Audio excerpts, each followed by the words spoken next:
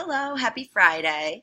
For our screencast this week, I decided to take a look at the Stocks Lab 1, which occurs on, day 4 for us in our intro to our stocks unit, where we look at the percent of change in stock prices. The day before we've done this lab, we create a percent of change calculator with the students, and I'll take a look at that sheet with you in a second. And for the lab, we have them look up 3 different stocks and find the percent of change for different time periods for the current price compared to a year ago, 6 months ago, 1 month ago, 1 week ago, and the prior day's closing price. So what we share with them for the lab looks like this. And there's a bunch of blank calculators, and it looks really busy. What we ask them to do is change stock number 1 to the name of that stock they chose, and stock number 2, and so on and so on. And we put the dates there for them just to kind of save time. We've had them build this on their own in years past, and this year I decided to save a little time and have it built for them and share the template with them. So what we wanted to do, though, is we're going to go back to what we did the day before, which was we created this percent of change calculator together. And in our directions, you'll see we have the students go to their percent of change calculator from the previous day, click on cell B4, copy and paste it into each of these cells that need to have the percent of change formula. But before we do that, we take a moment to take advantage of a cool thing that Sheets allows you to do, which is conditional formatting. So that's what I'm going to go through with you in your screencast today. Some of you who are really familiar with Sheets or Excel, this might be, totally simple to you and something you've done before. And for other people, this might be completely new.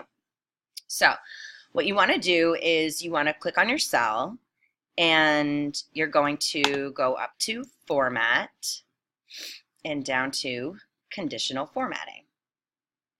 And what we want is if we have a negative value, we want it to show up as red. And if we have a positive value, we want it to show up as green.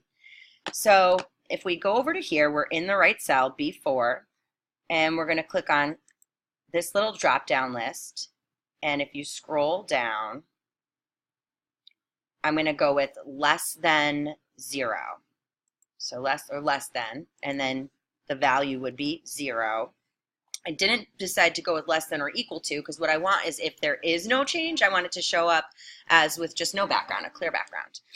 And then I want this to look red, so I'm just going to choose red and go down here. Before I hit done and apply that, I want to click add another rule, and I'm going to click on that drop-down menu again, and now I'm going to choose greater than, keep it 0, change our color to green. Now I'll hit done. And you can see it will list those 2 rules for you right here. And if I sometimes will accidentally make an extra one, you can just click right there and put it in the trash, and it'll go away. So X out of here. Now if we copy and paste this formula and the formatting from this cell into all of these cells where we need formulas,